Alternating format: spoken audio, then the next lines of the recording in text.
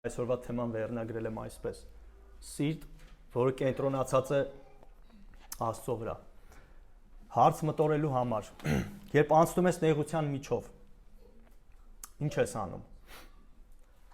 Ինչ է քո առաջին արձագանքը։ Վախ, խուճապ, թե հավատ։ Ինչպես ես արձագանքում նեղությանը։ Ըստ Աստծո խոսքի, թե ըստ զգացմունքների։ Աստված մարդուն չի խոստացել հեշտ ու առանց նեղությունների կյանք։ Եվ ոչ էլ խոստացել է, որ տարվա մեջ մեկ անգամ կհանդիպի նեղության եւ դժվարության։ Եվ ոչ էլ խոստացել է, թե ինչ տեսակի եւ ժանրի նեղության կբախվի։ Սակայն խոստացել է, որ նեղության մեջ կլինի առաջնորդ եւ խորհրդատու։ Եվ ավելին,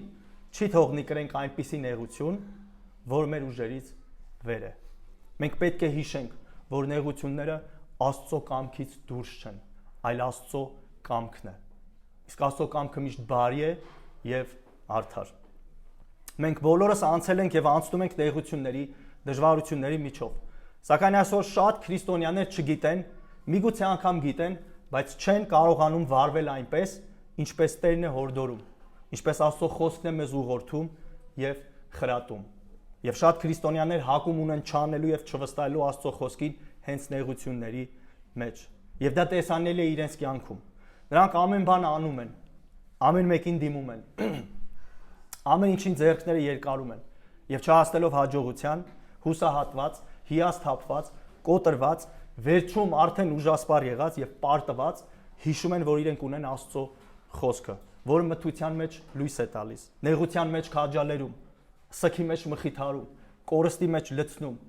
ընկած ժամանակ բարձրացնում եւ շարքը կարելի անverջ թվարկել։ Աստծո խոսքը դառնում է վերջին հույսը։ Այնինչ այն պետք է լիներ առաջինը, ընթացայինը եւ վերջինը։ Եվ հարցն այն է, թե ինչ է անում իրական քրիստոնյան իր կյանքի բոլոր դժվարությունների եւ նեղությունների մեջ։ Ում է վստահում, ում է դիմում, սիրտը որտեղ է կենտրոնացած։ Արդյոք Աստծո խոսքը ունի կյանքի բոլոր իրավիճակներում ուղղորդում, կոչ, հորդոր, պատվեր եւ կարգավորում։ Այս հարցին պատասխանում է Պետրոս առաքյալը իր երկրորդ նամակում, առաջի գլուխ 3-րդ համար։ Մեզ պարգևեց այն ամեն ինչ անհրաժեշտ է կյանքին ու աստվածպաշտությանը։ Այո,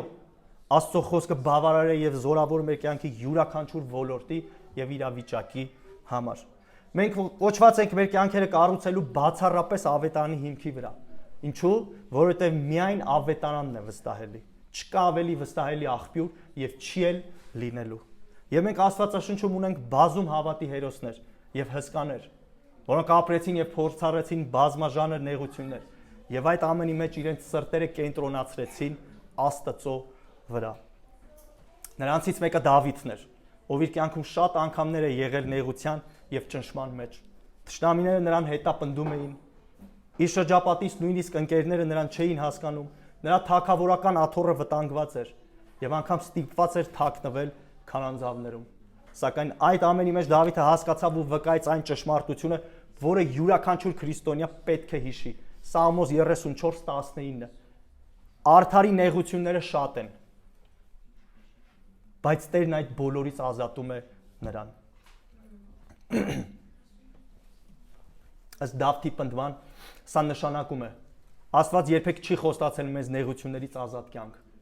այլ խոստացել է նեղությունների մեջ իր ներկայությունը եւ իր փրկությունը։ Դավթի խոսքերը ցույց են տալիս, որ նեղությունը բացառություն չէ, այլ նորմալ ընթացք է հավատացյալի կյանքի համար։ Սակայն հավատացյալի տարբերությունը հենց այն է, որ նա միայնակ չէ նեղության մեջ։ Տերն է նրա հետ։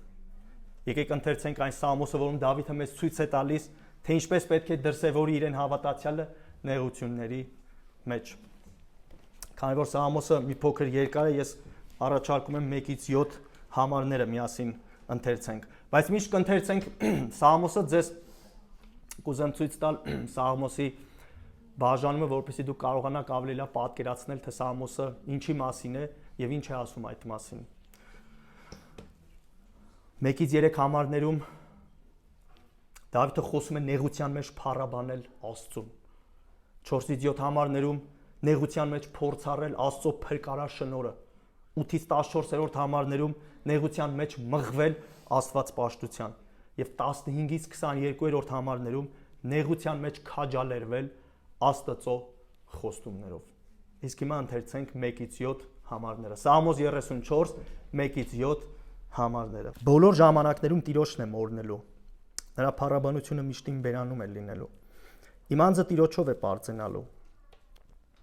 Խոնարհները լսելու եւ ուրախանալու են։ Ինձ հետ մեծարեցեք Տիրոջը, ու միասին բարձրացնենք նրա անունը։ Փնտրեցի Տիրոջը, ու ինձ լսեց, եւ իմ բոլոր վախերից ինձ ազատեց։ Նրան նայեցին ու լուսավորվեցին, եւ նրանց երեսները ամոթով չծածկվեցին։ Այս խեղճ մարդն աղաղակեց, ու Տերը լսեց, եւ նրան փրկեց իր բոլոր նեղություններից։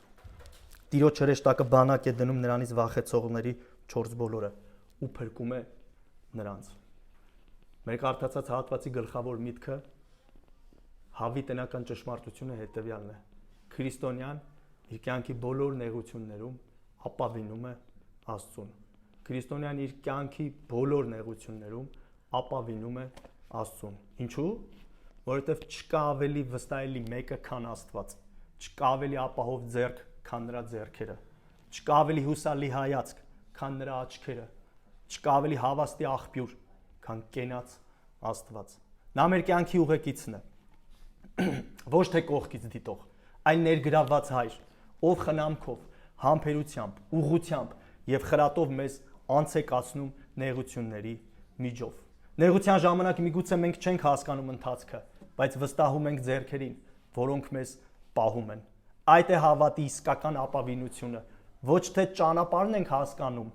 այլ ճանապարհին Աստծուն ենք ապավինում։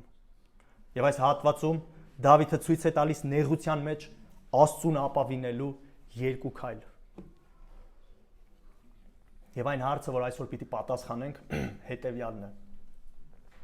ինչպես ապավինել Աստծուն նեղության մեջ։ Ինչպես ապավինել նեղության մեջ Աստծուն։ Եվ առաջին քայլը, թե ինչպես ապավինել Աստծուն նեղության մեջ, տեսնում ենք 1-ից 3 համարներում։ Շարունակ կախված լինելով Աստծուց։ Շարունակ կախված լինելով Աստծուց։ Նայեք 1-ից 3 համարներին։ Տիրոջը պիտի օրհնաբանեմ ամեն ժամանակ։ Նրա փառաբանությունը միշտ իմ բերանում պիտի լինի։ Իմ անձը պիտի պարծենա Տիրոջով։ Խեղճերը պիտի լսեն եւ ուրախանան։ Ինձ հետ մեծարեցեք Տիրոջը։ Իրար հետ բարձրացնենք նրա անունը։ Մինչ Սաղմոսը կուսումնասիրենք, ձեզ ուզում եմ մի փոքր պատմական նախապատմություն փոխանցել։ Ասեմ, որ Դավիթը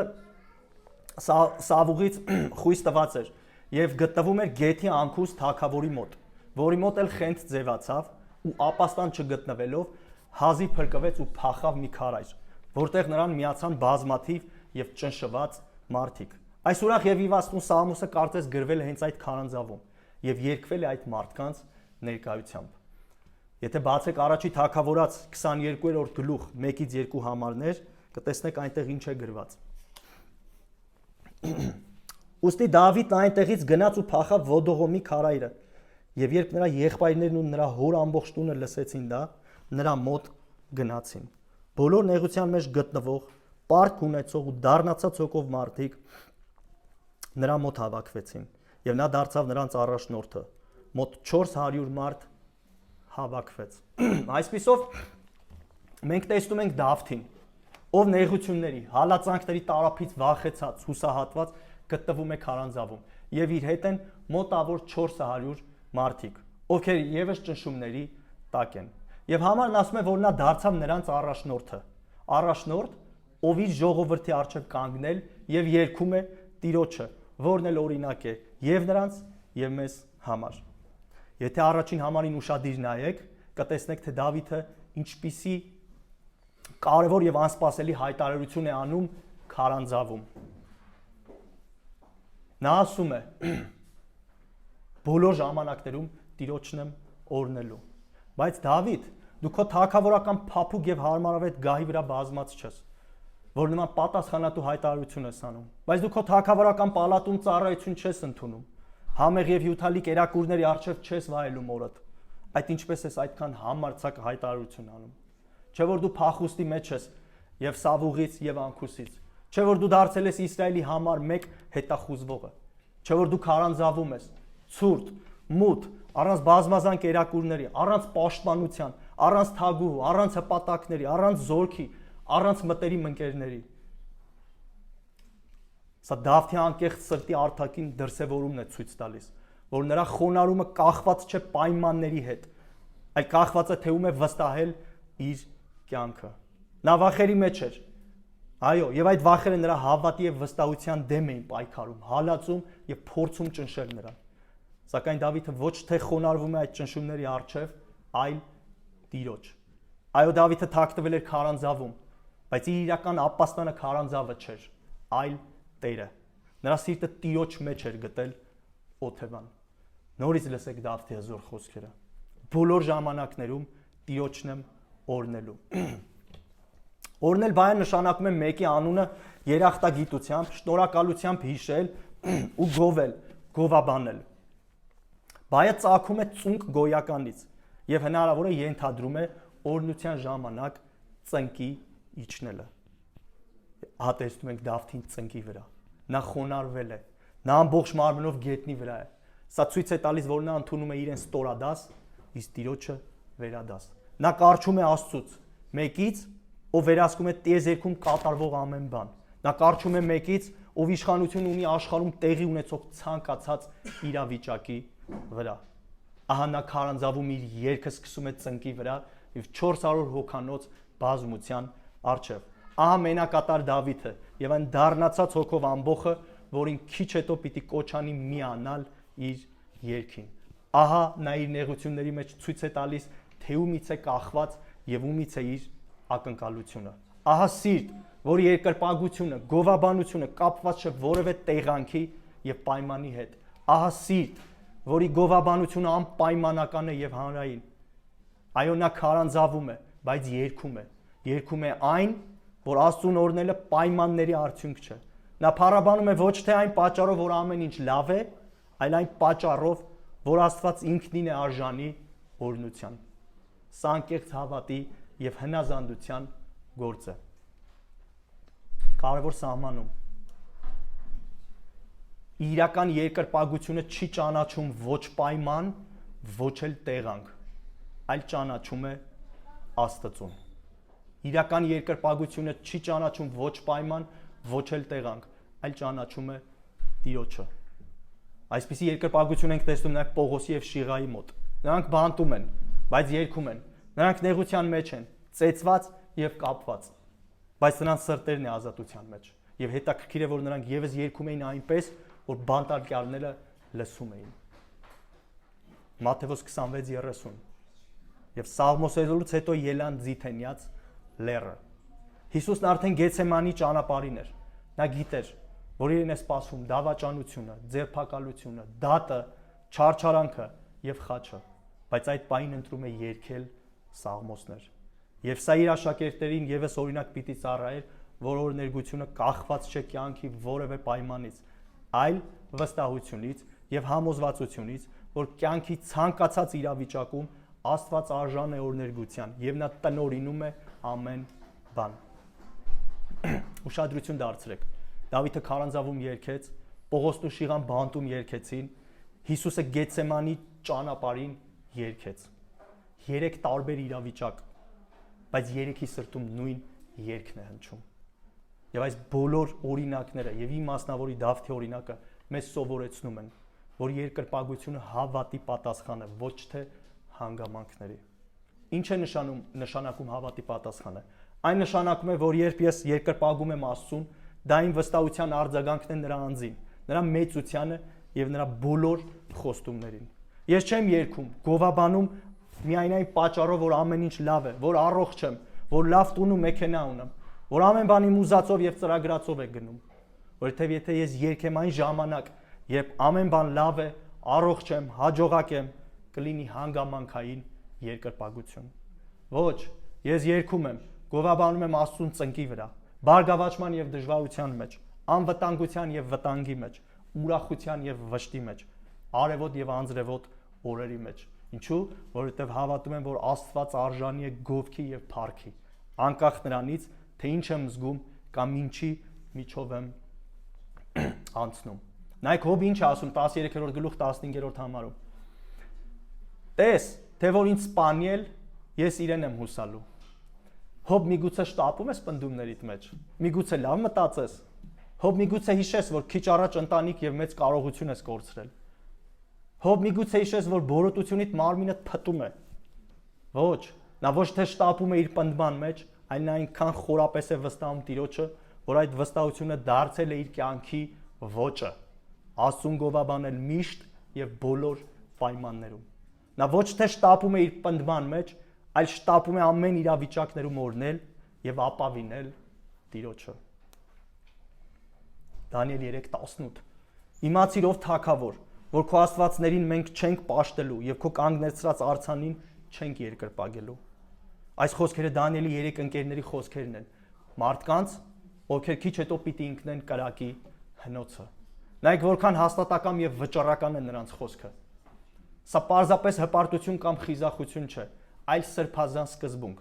չերկրպագել կեղծ աստվածների, չդավաճանել ճշմարիտ Աստծուն եւ ամենակարևորը, նեղության մեջ կախված լինել Աստծուց։ Նրանք ապավինում են Տիրոջը, ասելով. Եթե նա կամենա, կփրկի, իսկ եթե չփրկի, մենք մեկ է չենք փոխի մեր հավատարմությունը։ Նրանց ուշադրությունը սևեռված չէ արդյունքի վրա, թե ինչ կլինի կրակի մեջ, այլ Աստծո վրա, ում ծառայելն իրենց համար ամենակարևորն էր։ Այսինքն նրանց հավատը պայմանների վրա չէր կառուցված, այլ Աստծո բնավորության վրա։ Նրանք չեն ասում կծառայենք, եթե փրկես, այլ կծառայենք, որովհետև դու Աստված ես։ Շմեք Ստեփանոսին։ Մինչ Ստեփանոսին քարկոծում էին, նա խոսք տուղեց Հիսուսին ասելով. Տեր Հիսուս, ընդունիր իմ հոգին, ապա ծնկի եկավ ու բարձր ձայնով աղաղակեց. Տեր, այդ մեղքը նրանց մի վերագրիր։ Եվ այս ասելով մահացավ։ Նայեք Ստեփանոսի պահվածքին եւ հավատի խորը խաղաղությանը։ Վրան քարեր են թափվում, բայց շուրթերին օրհնություն եւ ներման խոսք է։ Վրան քարեր են թափվում, բայց նա ծնկի է գալիս։ Նա ծնկի է գալիս ոչ թե հիասթափությունից կամ անօգնականությունից, այլ վստահությունից, հավատից, որը հրաժարվում է փողզիջման գնալ նույնիսկ ցավի եւ մահվան առաջ։ Ստեփանոսը ցույց է տալիս, որ իսկական ապավինությունը Աստծուն չի պայմանավորվում հանգամանքներով։ Այն մնում է ամուր, որովհետև արմատը Աստծո բնավորության մեջ է, ոչ թե մարդկային հանգստության։ Նա նայում է ոչ թե քարկոծողներին, այլ Հիսուսին։ Նա խոսում է ոչ թե ցավից, այլ Հիսուսի նմանող սիրուց։ Այսպիսով Դավիթը թաքնվեց Տիրոջ մեջ, երբ վախերն ու վտանգները շրջապատել էին իրեն։ Հոբը կորուստերի եւ տառապանքների մեջ ծնկի եկավ։ Դանիելի 3 ընկերները վստահեցին Տիրոջը կրակի հնոցի մեջ։ Ստեփանոսը քարերի տակ ծնկի եկավ, իր վերջին շնչով վստահելով Հիսուսին։ Ինչ ենք տեսնում այս ամենի մեջ։ Այս ամենի միջով մենք տեսնում ենք եւ սովորում մեկ ու նույն անփոփոխ ու հավիտենական ճշմարտություն։ Քրիստոնյան իր կյանքի բոլոր նեղություններում ապավինում է Աստծուն։ Ապավինում ոչ թե որովհետև ամեն բան լավ է, այլ որովհետև գիտի թե ով է Աստված։ Նա գիտի, որ Աստծո ներկայությունը չի սահմանափակվում հանգիստ օրերով, այլ առավել զորությամբ երևում է նեղության մեջ։ Կարևոր սահմանում իրական գովաբանությունը կյանքի իրավիճակներից կախված չէ։ Այն ծնվում է վստահությունից, որ նույնիսկ մութ ժամանակներում Աստված արժանի է օրհներգության։ Իրական գովաբանությունը կյանքի իրավիճակներից կախված չէ։ Այն ծնվում է վստահությունից, որ նույնիսկ մութ ժամանակներում Աստված արժանի է օրհներգության։ Եվ սա այնքան լավ էր հասկացել Դավիթը, որ իր գովքը, գովեստը թաքուն չէր, պահված չէր ոչ իր սրտից եւ ոչ էլ հանրությունից։ Եվ նա ոչ միայն սրտում է օրհնում, այլ այդ օրհնությունը միշտ տեսանելի է նրա բերանում, եւ այն էլ լինելու է բոլոր ժամանակներում։ Նայեք առաջի համարի երկրորդ մասին։ Նայեք ինչ է գրում Դավիթը։ Նրա փառաբանությունը միշտ ին բերանում պիտի լինի։ Ահա սիրտ, որի մեջ այնքան վստահություն կա, որ այն պորտկում է սրտից, բարձրանում միտք եւ դուրս թափվում նրա լեզվից եւ բերանից։ Ահա բերան, որտեղից քաղցրահամ ջրեր են բխում դեպի Աստված։ Ահա մարմին, որը ամբողջապես կենտրոնացած է Աստծո գովքի վրա, իր բազում անդամներով։ Սա Դավթի տրամադրվածությունն է ցույց տալիս։ Նա տրամադրված է միշտ եւ ամեն ժամանակներում գովասանք տալ Տիրոջը։ Նրա կյանքի ամենամեծ սկզբունքը, որը արտացոլում է իր հոգու խորքերը, այն է, որ Աստված միշտ պետք է համարվեր երկրպագության եւ գովասանքի առարկա։ Սա իսկական բարեպաշտի օրինակ է։ Իրական բարեպաշտի մոտ Աստծո գովասանքը միշտ է։ Նա գիտակցում է, որ գովեստը պատշաճ է սրտով ուղիղների եւ արդարների համար։ Նա հասկանում է, որ արդարները ունեն միշտ գովեստի առատ պատճառ եւ դա նրանց համար համապատասխան զբաղմունք է եւ բնորոշ գործ։ Մեկ Սաղմոս, եթե կող գնաք 33-րդ Սաղմոսի առաջի համարում նայեք ինչ ասում Դավիթը. ցնծացեք Տիրոջով, ով արդարներ, ուղիղներին վայելում է օրներգությունը։ Հարց. Ինչ ես անում նեղության ժամանակ։ Գոռում ես, մունաթ ես գալիս, ձեռքերդ բռունց կարած սեղանին ես խփում, թե երկնքին։ Քո երկրպագությունը միայն լավ օրերում է, հարմարավետության մեջ է, թե մութու խոնավ քարանձավում։ Ինչ ես անում քո քարանձավում։ Երգում ես, թե դու ունես Դավթի պես տրամադրվածություն, գովաբանելու Աստծուն բոլոր իրավիճակներում։ Դու զբաղվում ես Աստծուն ու նրա անունը օրներգելու գործով։ Ահա տեսանք, թե ինչպես է Դավիթը ծնկի վրա օրհնության խոսքեր բարձրացնում Աստծուն։ Ահա տեսանք երաժիշտ երգահան Դավթին, ով նեղության մեջ երգ է գրում իր սիրածին, Տիրոջը։ Սակայն Դավթի երգը չի մնում միայն ծնկի իջած օրհնության մեջ, այն մի նոր աստիճան է բարձրանում։ Նրա շուրթերին գորգը վերածվում է պարծանքի, ինչպես սիրահարը, որ ոչ միայն խոնարհվում է իր սիրո առջև, այլ նաև հպարտությամբ պատմում է բոլորին նրա մասին, այնպես էլ Դավիթը իր երգը շարունակելով ասում է։ Նայեք երկրորդ համարի առաջի մասին։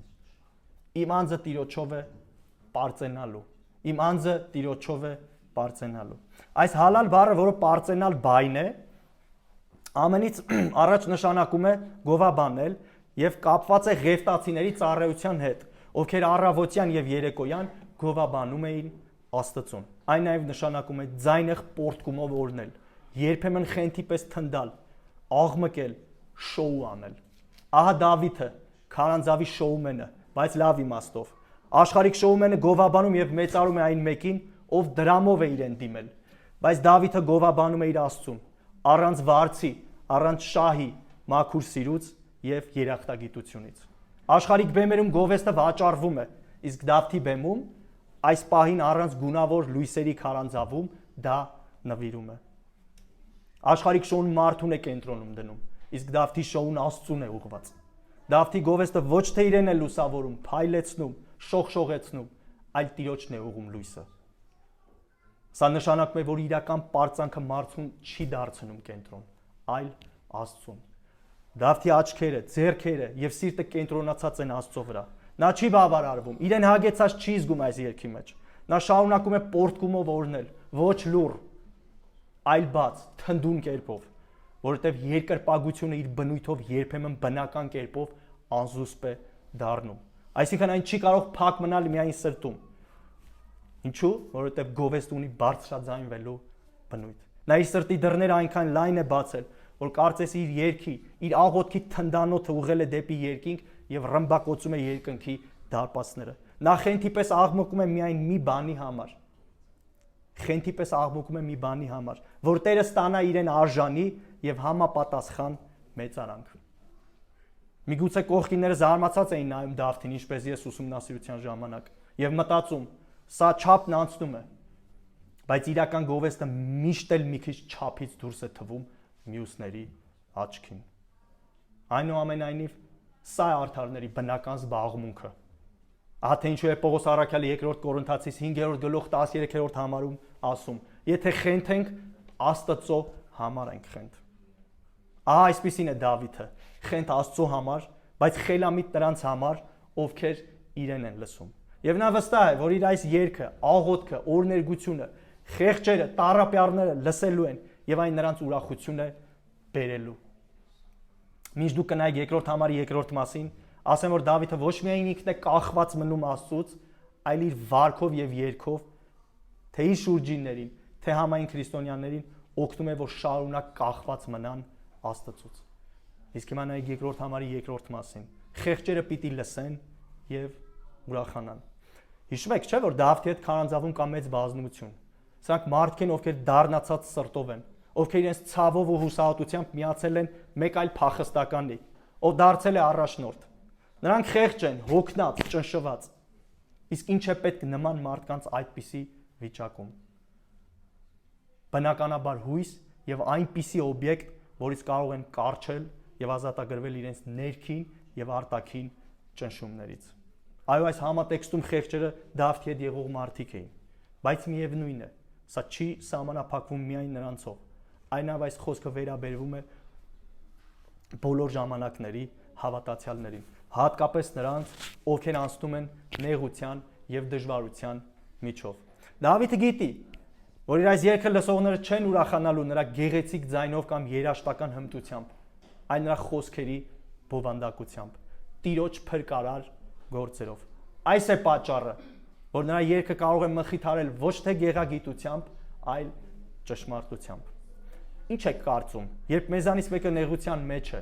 եւ սկսում է մեզ պատմել, վկայել եւ խոստովանել Տիրոջ փրկարար շնորհ այդ ամենի մեջ, մենք ինչպիսի տրամադրվածություն ենք ունենում։ Մենք ինչպես ենք ընկալում եւ տրամադրվում Աստծուն։ Բնականաբար ուրախանում ենք, որ մեր Աստվածը այդպիսի Աստված է։ Մենք քաջալերվում ենք այդ ամենից եւ ոգևորվում մեր Աստծո տեսակով ու բնույթով եւ մեր սրտում եւս հույս է ծնվում,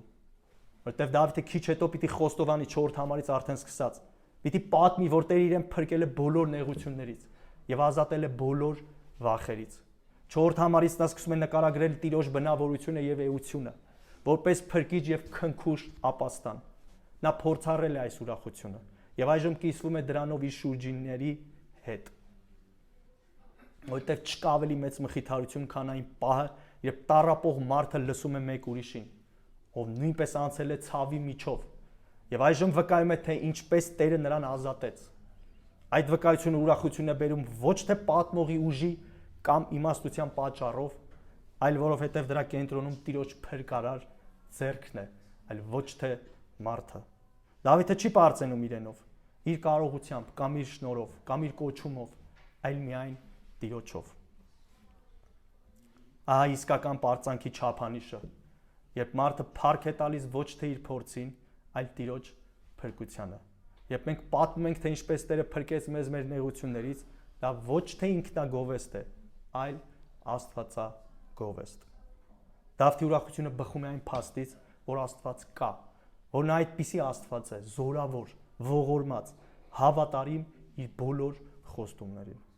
Եվ այժմ նա ցանկանում է, որ իր փորձառությունը փոխանցվի մյուսներին։ Նա ուզում է, որ իր երգը նրանց մեջ եւ մեր մեջ նույնպես ծնունդ տա նույն վստահությունն ու ուրախությունը, որ նրանք եւ մենք իրպես ապրենք այն անզուսպ ուրախությունը, ինչը ինքն է ապրել։ Նրանք պետք է լսեին, որ նա իր հույսը դրել է Աստծո վրա։ Նրանք պետք է լսեին, որ նա շարունակ կախված է մնում Աստծուց։ Եվ այդ վկայությունը պետք է նրանց էլ առաջնորդել նույն ուղղությամբ, գտնելու ուրախություն Աստծուն ճանաչելու, նրան իրենց բաժին, հույս, ուժ եւ ապաստան դարձնելու մեջ։ Նայեք, Դավթի մոտ էին եկել դառնացած հոգով եւ նեղություն կրած մարդիկ։ Ես չգիտեմ, թե ինչ ակնկալիքներով էին եկել այդ մարդիկ, բայց տրամաբանական է։ Եկել էին, որ Դավիթը օգներ նրանց, մխիթարեր, քաջալերեր եւ դուրս բերեր իրենց վատ վիճակից։ Սակայն գալուն պես նրանք ականատես են լինում անսպասելի եւ մարդկային տրամաբանությանը հակառակ իրականություն։ Ինչ են տեսնում։ Նեղության մեջ գովաբանություն, վշտի մեջ մեծարանք եւ ցավի մեջ երկրպագություն։ Տեսնում են մեկին, որ շարունակ կախված է Աստծուց։ Մարդիկ գալիս են օգնություն ստանալու, բայց տեսնում են մի բան, որը փոխում է իրենց աշխարհընկալումը, դե բերում է հույս ու ուրախություն։ Դավիթը ոչ միայն իսկական առաջնորդ է իր խոսքերով, այլ նաև օրինակով։ Նա հոգեբան չէր, այլ հոգևոր բժիշկ, որի վստահությունը ոչ թե իր կարողությունների, այլ Աստծո վրա էր։ Սա հրաշալի կերպով ընդգծում է տարբերությունը հոգեբանական մխիթարության եւ աստվածային բժշկության միջև։ Եվ սա նաև հարված է այն տարածված գաղափարին, թե մարդը կարող է իր ներաշխարհը բուժել առանց Աստծո։ Այս մարդիկ Դավթի մոտ էին եկել կարծելով, թե նա պարզապես կօգնի, կխրատի կբուժի։ Եվ նա իրոք դա արեց, իրոք օգնեց, բայց ոչ հոգեբանական տեխնիկայով, այլ Տիրոջ խոսքով եւ հավատով։ Դավիթը նրանց մխիթարեց ոչ թե մարդկային խոսքերով, այլ աստվածային ճշմարտությամբ։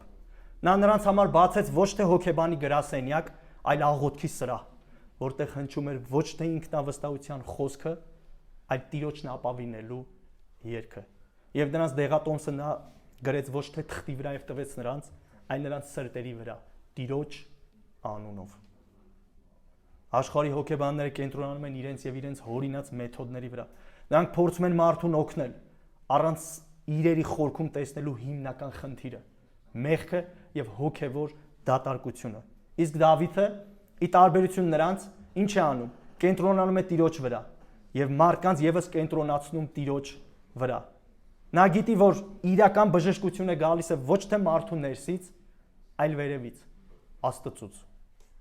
Հիմա կարևոր կոչ։ Եթե դուք ունեք նեղություններ, դժվարություններ, վախեր, հուսահատություն, հոգևոր վիշտ կամ ցավ, խնդրում եմ, մի փակվեք ձեր մեջ, մի փնտրեք պատահական խորհրդատուների կամ աշխարհիկ մեթոդների օգնությանը։ Դիմեք ձեր հովիվներին, Հագ եղբորը, Դավիթ եղբորը։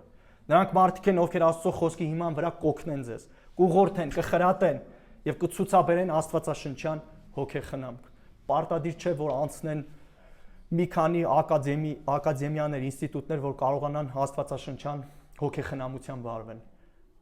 Նրանք արդեն սովորել են եւ սովորում են տիեզերքի լավագույն համալսարանում, Աստվածաշնչում։ Նայեք ու մոտ են եկել դառնացած եւ ճնշված մարդիկ։ Դավթի մոտ, իրենց առաջնորդի, ով ինքն էլ նեղության մեջ էր, բայց իր աչքերը հառել էր Տիրոջը։ Սա մեզ համար օրինակ է։ Երբ խնդիր ունեք, դիմեք ձեր եկեղեցու առաջնորդներին, ձեր տեղական եկեղեցուն։ Այդտեղ է իրական հոգևոր խնամքը, այդտեղ հենց եկեղեցում Քրիստոսն է իր հովիվների միջոցով հոգ տանում իր հոտի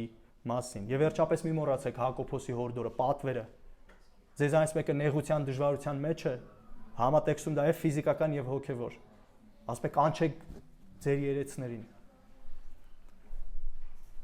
Հարց. Դու պատրաստ ես Դավթի պես քո գովեստով եւ մեծարանքով խենթ թվալ մարդկանց աչքերում, բայց Տիրոջ առաջ լինել սիրելի եւ ընդունելի նույնիսկ նեղությունների եւ դժվարությունների մեջ։ Նեղության ժամանակ ով է քո պարծանքը։ Դու,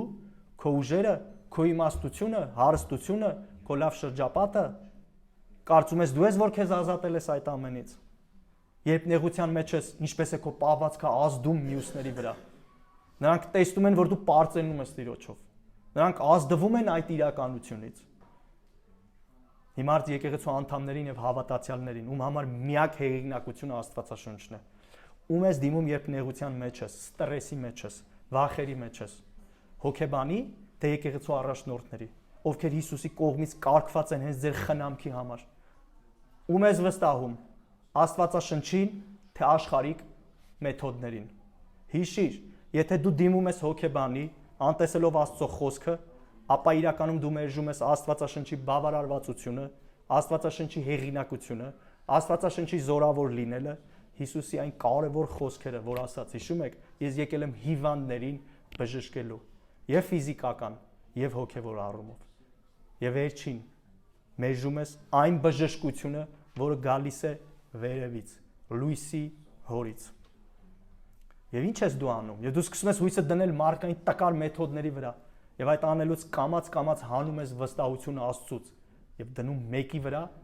ով ինքը նույնքան կոտրված է, որքան դու։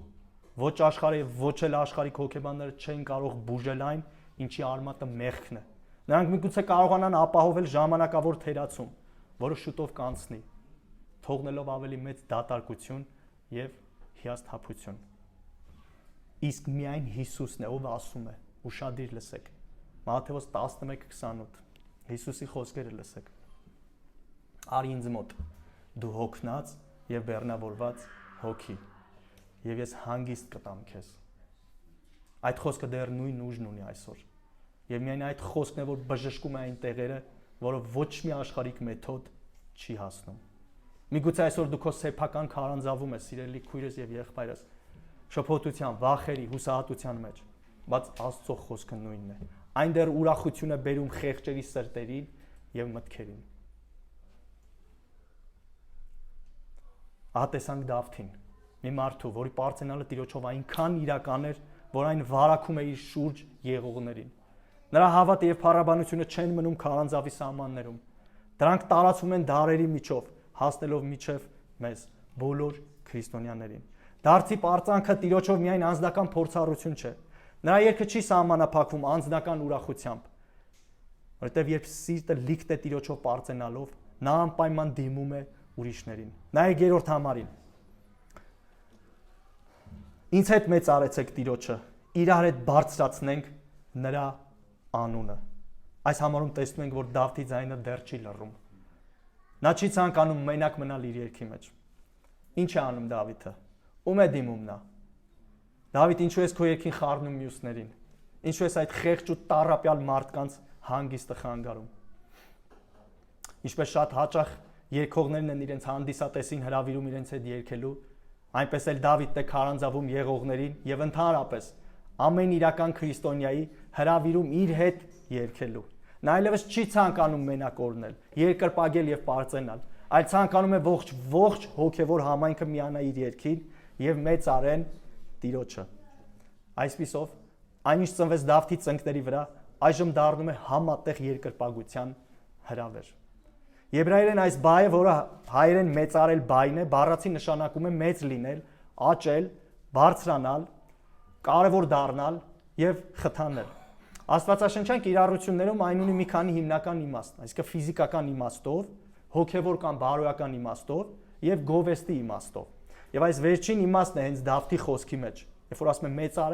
մեծարեք Տիրոջը ինձ հետ։ Այսինքն Դավիթը կոչը հետևյալն է. բարձրացրեք Տիրոջ անունը ինձ հետ, կամ եկեք գովենք, մեծարենք Տիրոջը միասին։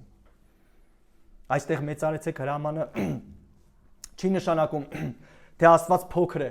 կամ որևէ պահի փոքրանում է,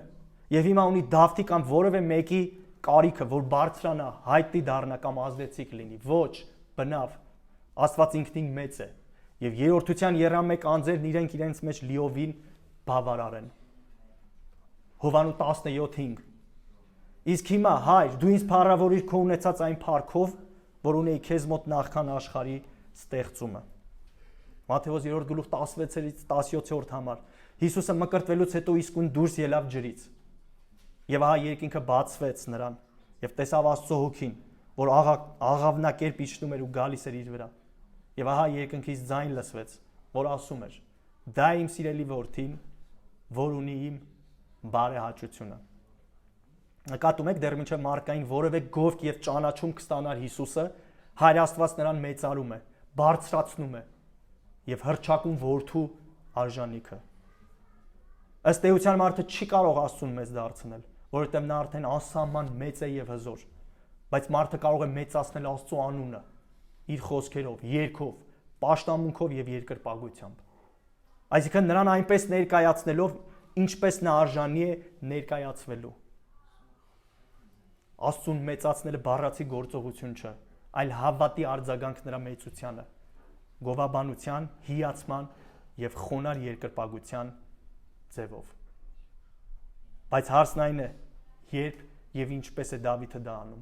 Նա չի սպասում խաղաղությանն ու հարմարավետությանը, նա չի սպասում քարանձավից դուրս գա, թագը դնի գլխին, նստի գահին, զորքը հավաքի իր կողքը ու նոր մեծարի եւ բարձրացնի Տիրոջ անունը։ Ոչ, նա դա անում է նեղության, վախի եւ մենության մեջ։ Նրա կյանքի ամենածանր պահին, քարանձավում, նա բարձրացնում է Տիրոջ անունը, որովհետեւ գիտի, Տերն արժանի է մեծարանքի ոչ թե միայն հաղթանակների ժամանակ, այլ նույնիսկ փորձության խավարի մեջ։ Մի անգամ մի մեծ երգչախումբ պատրաստվում էր հանդես գալ թագավորի առաջ։ Ամեն երգիչ առանձին հրաշալի ձայն ուներ։ Յուրաքանչյուրը կարող էր միայնակ երգել եւ լսարանին հիացնել։ Բայց երբ փորձի օրը սկսվեց, նրանք զգացին, որ իրենց ձայները որքան էլ գեղեցիկ լինեն, անզոր են փոխանցելու այն հզորությունը, որ երգը պահանջում էր։ Երաժշտական ղեկավարը կանգնեցրեց փորձը եւ ասաց. «Դուք յուրաքանչյուրը հրաշալի եք երգում, բայց դա թագավորը չի ցանկանում լսել առանձին ձայներ։ Նա ուզում է լսել միասնությունը։ Երբ ձեր ձայները միավորվեն մեկ հնչյունի մեջ, այն ժամանակ կծնվի փառքը, որի համար երգը գրվել է։ Եվ երբ նրանք սկսեցին երգել միասին, մեկ սրտով, մեկ շնչով դահլիճը լցվեց այնպիսի զորությամբ, որ նույնիսկ թագավորի աչքերում արցունք հայտնվեց։ Դավիթն էլ նույնն է ասում. Ես ուզում եմ մեծարել Տիրոջը, բայց եկեք միասին անենք դա։ Թող մեր ձայները միավորվեն մեկ փառաբանության մեջ։ Փառաբանությունը, որովհետև չի դառնում իսկական, եթե մնում է մեկ մարդու սահմաններում։ Այն իր զորությունը ստանում է միասնությունից։ Երբ Տիրոջ ժողովուրդը միասին բարձրացնում է նրա անունը, այդժամ երկինքը լսում է ոչ թե մեկ ձայն, այլ միավորված սիրտ, որից ելնում է փառքի եւ մեծարանքի երգ։ Եվ մենք նույնպես ամեն Կիրակի հավաքվում ենք այստեղ եւ միասնաբար Տիրոջն են գովում, օրհնաբանում, մեծարում եւ բարձրացնում նրա անունը։ Տիրոջ անունը բարձր պահելը մեծ եւ պատասխանատու գործ է։ Դավիթը սա լավ էր հասկանում եւ միգուցե գիտակցելով, որ դա մեկ մարդու գործ չէ, դիմում է բոլորին ու կանչում օգնության։ Ինչ է կարծում, երբ է Աստված մեծարվում եւ բարձրացվում։ Երբ մենք հիանում ենք նրանով, երբ մենք ապավինում ենք նրան ամեն իրավիճակում,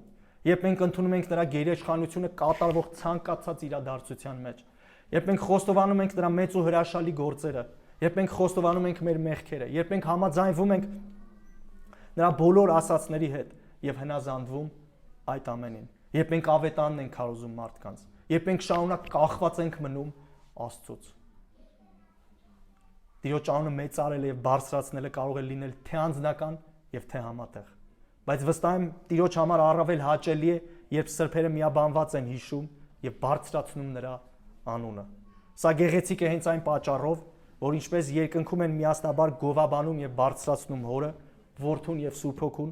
այնպես էլ երկրի վրա է շարունակվում եւ լսելի այդ երկնային պաշտամունքը, այդ հնչեղ ձայնը։ Սա գեղեցիկ է այն պատճառով, որ երբ երկինք ու երկիր միանում են միասնական պաշտամունքով, հնչում է այն մեծ ու հզոր խոռը, որ գիշեր ու ցերեկ երգում, օրհնում եւ բարձրացնում է Տիրոջ անունը։ Մենք պատճառ ունենք միաբանվելու եւ Աստծուն գովաբանելու, շնորհակալություն հայտնելու իր բոլոր ողորմությունների համար։ Մեր միաբանության եւ այստեղ հավաքվելու գլխավոր նպատակը հետեւյալն է՝ հիշել Հիսուսին, նրա կյանքը, մահը, թաղումը, հարությունը եւ երկրորդ գալուստը։ Մեր պաշտամունքի կենտրոնը Հիսուս Քրիստոսն է։ Մենք հավաքվում ենք այստեղ, միաբանվում ենք այստեղ, որ Հիսուսին հիշենք, իրեն գովենք, իր անունը առնենք մեր շուրթերին։ Սա է իրական հավատացյալի զբաղմունքը, սպասելով Հիսուսին, երգել եւ մեծարել թագավորների թագավոր Հիսուսին։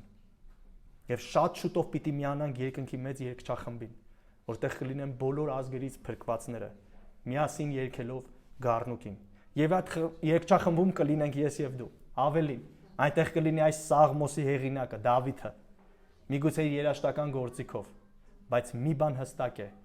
այդ օրը բառացի եւ հավիտենական իմաստով կկատարվի Դավթի հրավերի իրականացումը, որը տեսնում ենք 3-րդ համարում։ Ինձ հետ մեծարեցեք Տիրոջը, իրար հետ բարձրացնենք նրա անունը։ Ձեզ մի կարևոր բան եմ ուզում ասել։ Ուզում եք մեծարել Աստծուն եւ բարձրացնել նրա անունը։ Եթե այո, ապա շարունակեք խորապես ճանաչել Հիսուսին։ Շարունակեք արմատներ գցել Հիսուսի մեջ։ Շարունակեք լայնացնել, երկարացնել ձեր ընկալումներում Հիսուս Քրիստոսին։